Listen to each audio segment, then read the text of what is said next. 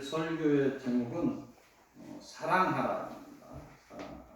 로마서 13장 8절에서 나왔습니다. 이 사랑하라는 말은 성경에 있는 하나님이 주신 계명이죠.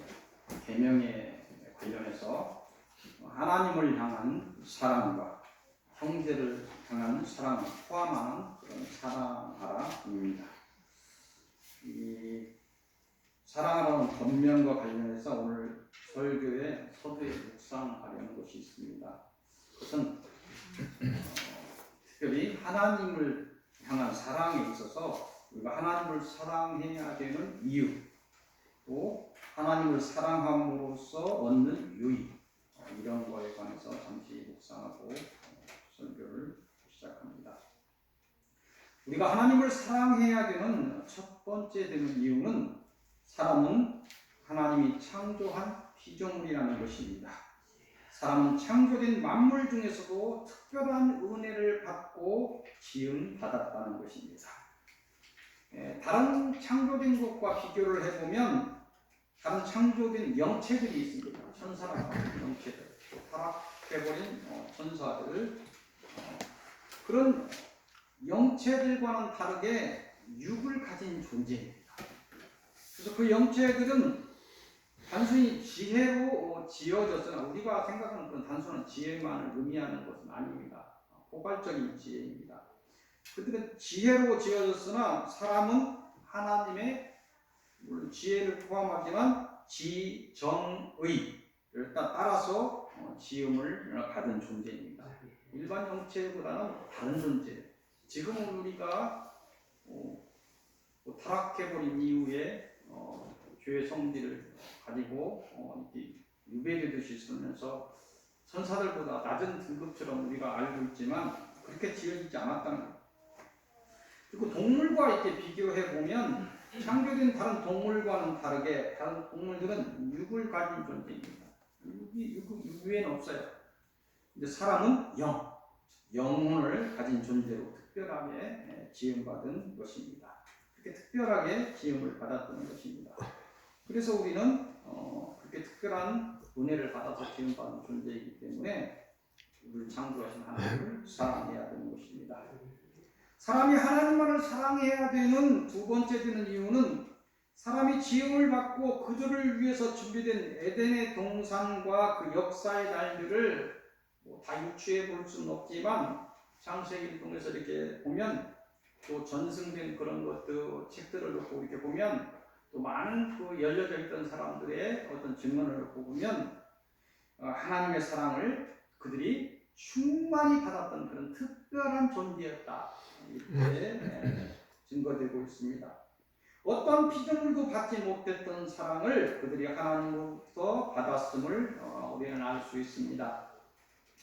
사람은 그렇게 무한한 하나님의 사랑을 받던 존재였습니다. 그런 이유로 사람은 당연히 그 사랑에 부응하기 위해서 하나님을 사랑하는 그런 존재인 것입니다.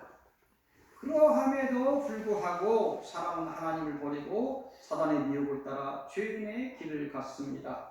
하나님과 원수가 된 것입니다. 이런 사람의 배신에도 불구하고 하나님은 사람의 죄를 대신하고 십자가의 고난을 감당하셨죠. 또 사람들의 죄와 사망에서 벗어날 길을 만드셨죠. 부활을 통해서 사단의 사망을 이기셨다는 것입니다. 그리고 긴 역사를 통해서 하나님의 작정과 예정과 그 섭리를 통해서 죄인들에게 은혜를 베풀고 다시 하나님의 사랑을 받는 존재로 남기셨다. 하나님은 단성인이죠. 하나님을 찾는 자죠. 그리고 하나님을 찾는 자 그들은 하나님의 사랑을 받는 존재로 죄를 해결을 받고 사랑을 받는 존재로 남기셨다는 것입니다. 이것이 마지막으로 사람이 하나님을 지극히 사랑해야 되는 이유입니다. 당연히 진노받아야 될 대상임에도 불구하고 무한한 하나님의 사랑을 지금까지 받고 있다는 것입니다. 그렇다면 우리가 하나님을 사랑하여서 얻는 유익은 무엇이 있는가를 생각해 봅니다. 사람이 당연히 하나님을 사랑해야 합니다. 근데 당연히 사랑해야 되지만 그런 당연함에도 불구하고 하나님을 사랑할 때 오는 복이 있습니다. 그 첫 번째 복은 이 땅에 살면서 육체의 강건함을 얻게 됩니다. 사람은 하나님의 은혜를 받고 하나님의 보호를 받게 되면 병마의 곤고함에서 벗어나게 되며 아프더라도 쉽게 이기는 은혜를 누리게 되며 결국 강철같이 건강한 몸으로 살게 된다는 것입니다. 아까도 뭐 이렇게 대화를 잠깐 예배 전에 이렇게 했던 부분인데 그 치고 오는 것들이 없을 수는 없어요. 외부적인 외에는 하나님과 우리 사이에 사단이 있기 때문에 영육을 치고 오는 부분들은 항상 있습니다. 그러나 이기는 몸이 된다는 것입니다. 하나님께 어떤 은혜를 통해서 시소가 51%가 1%가 됐을 때 기울어지는 거예요. 사람의 몸도 마찬가지입니다. 그 한계점에서 우리가 이길 수 있는 몸이 되어 있으면 두드러 맞으면서도 그걸 이기면서 강철 같은 우리의 몸이 쇠가 불에 들어갔다 나와서 계속 달려나듯이 강철 같은 몸이 된다는 거예요. 이길 수 있는 몸이 된다. 그런 얘기입니다. 어쩔 수 없이 우리와 하나님 관계 속에서 사단이 있기 때문에 피할 수는 없어요. 이 병마와 질고와 이런 모든 것들을 피할 수는 없어요. 그런데 이기는 몸이 된다. 육체의 강건함을 얻게 된다. 우리가 하나님을 사랑하여서 얻는 둘째 유익은 이 땅에 살면서 영의 평강을 얻게 된다는 것입니다. 하나님의 보호하심은 육에 국한하지 않습니다. 또한 사단이 주는 고난의 시작은 영적인 현상에서 시작합니다. 그런 이유로 하나님과의 사랑의 교통을 통해서 하나님의 보호하심을 받는 사람은 그 영혼이 평안함을 얻게 된다는 것입니다. 그 평안은 고난 중에서 느낄 수 있는 높은 수준의 평안입니다. 이것도 마찬가지예요. 이것도 계속해서 치고 오고 있는 것들이고 자신이 가지고 있는 가계의 어떤 본성을 따라서 아버지로부터 아버지로 내려오는 본성을 따라서 여러 가계의 본성들이 다 다른데 날마다 생각을 통해서 흔들릴 수밖에 없는 거예요. 오늘 얘기했던 것처럼 그 비유를 들어서 아까 대화를 통해서 얘기했던 것처럼 뭐 우리가 그 보트를 타든지 뭐 여러 가지 배 바다에서 타는 것도 있죠. 올라서기도 어려울 거예요. 올라서기도 어려운데 나중에 올라섭니다. 나중에 작은 파도를 타는 사람이 돼요. 나중에 거친 파도를 타는 사람이 돼요. 거친 파도를 타면서 거기서 자유를 느끼는 사람도 있어요. 비유가 조금 될 수도 있을 거예요. 이 평강이 고난 중에서도 느낄 수 있는 수준 높은 그런 평안함을 여러분들이 하나님을 사랑함을 통해서 얻을 수 있다는 것입니다. 세 번째, 하나님을 사랑함으로써 이루는 복은 육의 강건함과 영의 평안함이 함께하는 사람이 날이 가면서 어떻게 되느냐면 장수의 복으로 이어집니다. 하나님을 사랑하는 사람은 장수하게 됩니다. 네 번째 이루는 복은 세상의 지혜입니다. 하나님을 사랑하는 사람은 하나님의 은혜를 입어서 세상을 이길 지혜를 얻어서 세상의 기업을 이루게 됩니다. 지혜가 없으면 여러 미혹하는 자, 걸고 넘어지려는 자 앞에서 울고 있을 수밖에 없어요. 세상적인 지혜도 필요한 것입니다. 다섯 번째 이루는 복은 하늘의 일과 그 영적인 현상까지 알 수 있는 하늘의 지혜를 얻는 복입니다. 이 은혜를 입은 자는 하늘의 일과 미래의 일과 하늘에 속한 영적인 현상을 알게 되어서 영을 분별하고 사단의 미혹을 이기게 되어서 끝내 이기는 자가 될 수 있습니다. 여섯 번째 이루는 복은 하늘의 권세와 권능을 갖게 되는 복입니다. 모든 하나님의 자녀는 이 복에 이르면 사단의 저주를 이기고 자신과 자신에게 붙인 자들을 사단으로부터 구하는 복된 일을 할 수 있게 되는 것입니다. 마지막 얻게 되는 복은 구원에 관한 하나님의 특별한 보호하심의 복입니다. 지극히 하나님을 사랑하는 자는 하나님의 특별한 보호하심의 복이 있다는데, 이 복에 이른 자는 성경의 인친자라는 호칭을 받게 됩니다. 사단도 진승이표를 넣듯이 하나님의 인친자, 마지막 끝까지 구원할 자라는 그런 호칭을 얻게 된다는 것입니다. 하나님의 특별한 보호와 마지막 날에 사단의 횡포로부터 숨김을 받는 시간을 통해서 하나님의 나라에 임하게 된다는 것입니다. 새벽에 이야기했던 부분인데, 이런 부분은 누구나 이야기하고 있는 부분입니다. 성경이 열려있기 때문에. 마지막 순교자의 때가 이릅니다. 살아서 하나님을 믿는 자도 여러분 시대에 뭐 있다는 얘기가 아니고 성경에 의하면 그렇다는 것입니다. 마지막 순교자의 때가 있다. 환난, 고난의 시기가 지나가고 환난의 시기의 끝에 칠흑 같은 어둠, 하나님의 은혜를 도저히 하나님을 불러도 응답도 없는, 하나님의 자녀도 하나님을 불러도 응답을 받을 수 없는 그런 시기가 온다는 거예요. 그래서 그때 순교자가 순교자가 시간이라는 거예요. 사단이 예수 그리스도를 십자가에 달고 이겼다 했는데, 그 역사의 현장을 보면 예수 그리스도께서 사단의 그 개입을 꺾고 사망을 이기고 3일 만에 부활하셨습니다. 그 첫 부활의 예수 그리스도를 통해서 우리가 나중에 순교자들이 그 어둠을 뚫고 사단이 이겼다 하는 그 순간에 일어선다는 것입니다. 그 순간에 숨김을 받던 자들이 살아서 그 일어선 순교자를 따라서 후련히 변화받아서 하늘에 이르는 때가 있다는 것입니다. 이게 숨김의 은혜입니다. 특별하신 하나님의 보호하심의 은혜를 말씀하신 것입니다. 우리에게 있어서 하나님에 대한 사랑이 우리가 해야 할 근본입니다. 이를 통해서, 근본이긴 한데 이를 통해서 우리의 모든 복이 임하게 되는 걸 여러분들은 알아야 됩니다. 물론 하나님을 향한 우리의 사랑에 대한 증거는 형제를 향한 사랑으로 이루어야 합니다. 오늘 사랑하라 명하시는 하나님의 명령은 우리의 복과 그 끝날에 우리의 구원을 위한 복의 명령입니다. 달게 받으시고 이루시고 감당할 수 없는 복을 받는 사람들이 되시기를 빕니다. 오늘 주시는 서론의 말씀은 이사야서 31장으로 가도록 하겠습니다. 이사야서 31장 1절에서 9절까지입니다. 이곳을 통해서 주시는 말씀은 화가 있으리라 이렇게 이야기합니다. 이 화는 사단에 속하거나 사단을 의지한 자에게 주시는 경고의 말씀입니다.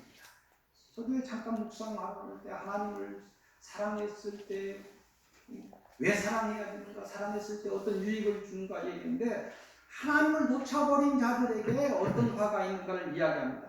31장 1절에서 3절 말씀까지를 같이 한번 봅니다.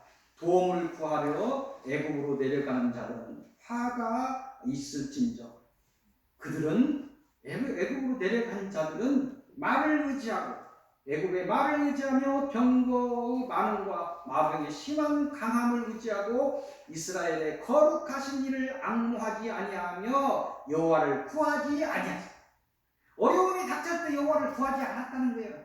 세상을 바라보고 그쪽으로 갔다는 것입니다. 여호와께서도 그걸 아신즉 여호와께서도 지혜로우신즉 재앙을 내리실 것이야. 그의 말씀들을 변하게 하지 아니하시고 일어나서 악행하는 자들의 집을 치시며 행악을 돕는 자들을 치시니 애굽은 사람이요 신이 아니며 그들의 말들은 육체의 영이 아니며 여호와께서 그의 손을 펴시면 돕는 자도 넘어지며 도움을 받는 자도 엎드려져서 다 함께 멸망하리라. 어려운 얘기는 아니죠. 근데 구약의 역사를 여러분들이 가만히 보면 가뭄과 흉년이라는 어려움이 닥쳤을 때 하나님께 구하지 않고 애굽을 향하여 스스로 그 어려움을 해결하려고 했던 아브라함과 이삭이 구약의 역사를 보면 화를 당하는 그런 아픈 역사를 기억해요. 마누라를 빼앗기고 그냥 가족들을 막 병거를 빼앗기고 그런 역사들이 있어요. 아브라함이라고 다 온전한 거 아니었어요. 하나님을 놓치고 사람을 바라보고 하나님께 그 죽으면 죽으리라고 해야 되는데 사람을 바라보고 애굽으로 내려갔던 그런 역사가 있습니다. 또 야곱의 가족, 자기 부모도 세대에 하나님을 의지하지 않고 어려움이 왔을 때 애굽을 향해서 바라보 상징적인 것이죠. 애굽을 세상을 향해서 바라보다 죽어 그런 힘든 것을 봤다는 것을 알면서도 야곱이 가족이 흉년을 피해서 애굽으로 내려가죠. 70명이 내려갑니다. 여러분들은 자꾸 잘못 해석하면 요셉의 무슨 신앙이 어쩌고 저쩌고 하면서 희한한 소리를 다 나오는데 여러분 정신 차리셔야 돼요. 그 애굽의 역사는 어떻게 이스라엘 민족이 애굽의 종으로 들어갔는가를 역사를 이야기하는 거예요. 하나님 놓쳤을 때 들어갔어요. 70명이 다 뭉쳐서 애굽으로 들어가 버렸어요. 야곱의 가족이 흉년을 피하여 애굽으로 내려가 400년간 애굽에 종살이를 해야 했던 그런 어리석은 역사를 기억하시기 바랍니다. 성경을 바로 해석해야 돼요. 엉뚱한 거 갖고 복 얘기해서는 안 돼요. 하나님이 그게 복된 것이면 그거를 해결하시기 위해서 그 어려운 일을 행하시면서 출애굽을 시켰겠습니까? 그 상징적인 거예요, 여러분. 죽어야만 여러분들 그 사단의 어떤 애굽의 그 어떤 종살이에서 벗어날 수 있는 것입니다.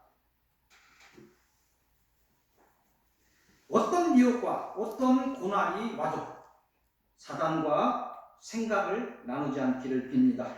사단이 굴복하여 그의 종이 되고 그가 주는 어리석은 지혜와 썩을 힘을 받지 않기를 빕니다. 오직 하나님을 의지하고 오직 하나님만을 사랑하셔서 사단이 주는 고난을 이기고 하나님이 주시는 복과 그 복의 나라에 들어가시기를 빕니다. 오늘 주시는 본론의 첫 말씀은 이사야서 37장으로 가겠습니다. 이사야 37장 8절에서 20절까지를 봅니다. 이것을 통해서 주시는 말씀은 사단이 주는 큰 미혹을 이기라. 성경을 자세히 잘 봐야 됩니다. 영적으로 잘 봐야 돼요. 육적인 어떻게 복 얘기를 할까 하면 성경을 왜곡하게 되어 있어요. 자, 이 부분도 여러분들 잘 보셔야 됩니다. 쭉 이제 나가는데 이 부분은 뭐 그런 부분은 아니지만 히스기야의 처음 복을 받은 내용입니다. 이곳의 간단한 내용은 아수르 왕 사네립이 이스라엘을 무너뜨리고 북이스라엘을 얘기하는 것입니다. 유다, 북이스라엘, 남유다, 북이스라엘 얘기하는 이스라엘을 무너뜨리고 마침내 유다까지 남왕국까지 북왕국은 멸망시키고 남왕국까지 공격하며 성읍을 공격하였으며 나중에 장수 랍사게를 예루살렘으로 유다의 수도 예루살렘으로 보내서 히스기야 왕을 겁박해. 그때 처음 이 히스기야가 그때는 믿음이 좋았던 것 같아요. 들쑥날쑥 사람들과 믿음이 들쑥날쑥하죠. 이 히스기야 왕은 오직 하나님을 찾으며 기도했다. 이것이 내용입니다. 이사야 37장 8절에서 20절까지 37장 36절 이하를 쭉 이렇게 보면 히스기야의 기도를 들으신 하나님의 진노가 아수르의 진중에 임했다.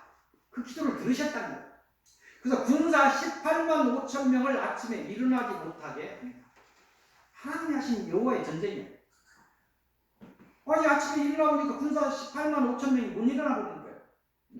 그래서 어쩔 수 없이 돌아가는데 자기 나라에 돌아간 사네립 왕은 배반의 칼에 맞아서 배반이 일어나서 맞아 죽임을 당합니다.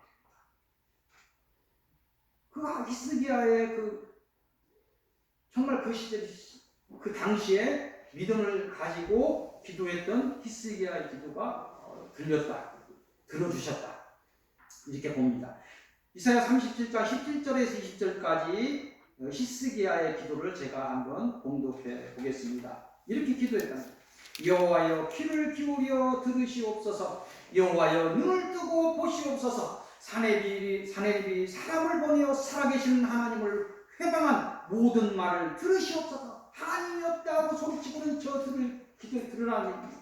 여호와여 아수르 왕들이 과연 열국과 그들의 땅을 황폐하게 하였고 그들의 신들을 불에 던져 싸우나 그들은 신이 아니라 사람의 손으로 만든 것일 뿐이요 나무와 돌이라 그러므로 멸망을 당하였나이다. 이방이 이스라엘이 아니고 이스라엘 주변의 나라까지 멸망을 당했는데 그거는 당연하다는 거예요. 그들은 돌과 뭐 나무로 구운 신이니까 당연한데 하나님은 다르지 않느냐 이야기하는 것입니다. 우리 하나님 여호와여 이제 우리를 그의 손에서 구원하사 천하만국이 주만이 여호와이신 줄 알게 하옵소서. 대략적인 이런 기도를 히스기야가 했다는 것입니다. 이 말씀을 통해서 기도를 통해 하나님의 복의 은혜에 이르는 그런 지혜를 얻기를 빕니다. 이 어려움을 통하니까 히스기야가 기도를 통해서 그 간절한 기도를 통해서 이러한 복을 받았구나. 이걸 알라는 것입니다. 하나님이 주시는 그런 지혜의 말씀입니다. 사단이 주는 미혹과 고난을 이기시고 더 큰 환난까지도 하나님만을 의지하여 끝내 이기시기를 빕니다. 본론의 두 번째 말씀은 39장으로 가도록 하겠습니다. 이사야서 39장 1절에서 6절까지입니다. 이곳을 통해서 주시는 말씀은 주의하라, 경고하라, 이거 주의하라는 말씀입니다. 항상 깨어서 사단의 미혹을 이기고 사단이 보낸 영들과 그 종들의 모사를 경계하라는 말씀. 사단 히스기야가 이걸 다음에 왜 히스기야가 무너지게 됐는가 이걸 좀 알아야 될 필요가 있습니다. 히스기야는 아수르의 미혹은 잘 이겼어요. 아수르의 미혹은 잘 이겼는데 아수르를 멸망시킨 바벨론의 사자들 앞에서 흐트러지는 교만의 모습을 보입니다. 아수르가 멸망했어요. 바벨론에서 멸망하고 나서 정탐하듯이 사자들을 보냈습니다. 주변 곳곳에. 다 이렇게 통일하려는 그런 것들이 있었겠죠. 제국을 하려는 것들이 있었겠죠. 근데 교만의 모습이 나와. 교만의.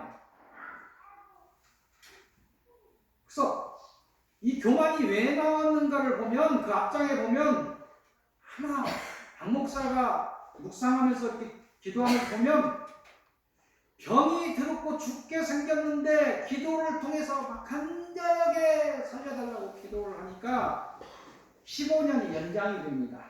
하나님의 은혜로 그 수명이 연장되는 과정에서 징표를 정말 은혜가 받는 징표를 봐야 되려고 여러 가지로 믿음으로 아멘하면 되는데 그런데 그 수명이 연장된 후에 큰 교만에 빠지게 됩니다.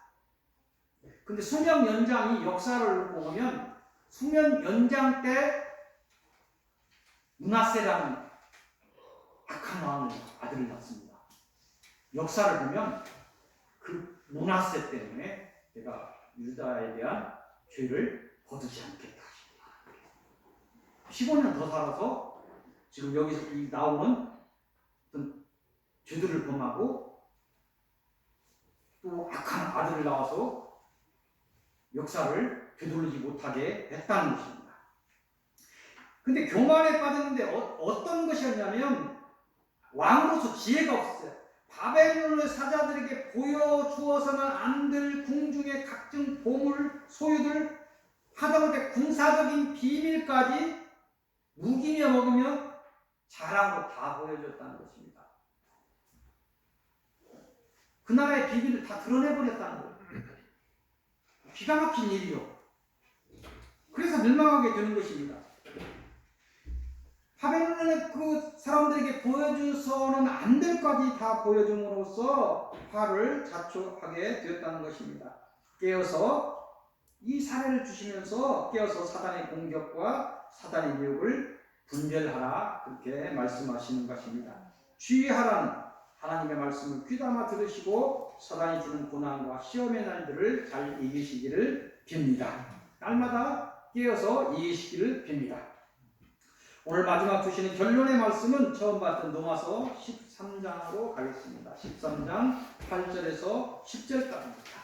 이곳을 통해서 주시는 결론의 말씀은 사랑하라입니다. 결론적으로 사단에서 벗어나 하나님의 자녀가 된 사람들은 하나님의 은혜를 통해 보호를 받고 이 영적인 그런 싸움을 이길 수 있습니다. 그럼 하나님의 은혜를 받는 비결은 뭐냐면 이 영적인 싸움을 이기기 위해서 하나님의 은혜를 받아야 되는데 이 하나님의 은혜를 받는 가장 큰 비결은 하나님을 사랑하는 것입니다. 자식도 이쁜 자식이 있어. 희한하게 주고 싶은 자식. 열 손가락 다 똑같다 하는데 옛날 어른들 보면 열 손가락이 다 달라요. 앞에서 웃고 계신 분이 있어. 그렇게 아들만 보면 막 그냥 이렇게 막 멋있고 희한한 거예요. 열 손가락이 다 다르다니까. 하나님이 보시기에도 그럴 수도 있습니다. 그래서 하나님의 은혜를 가장 많이 받는 비결은 하나님을 사랑합니다. 하나님 목숨을 다하여 사랑하는 것입니다.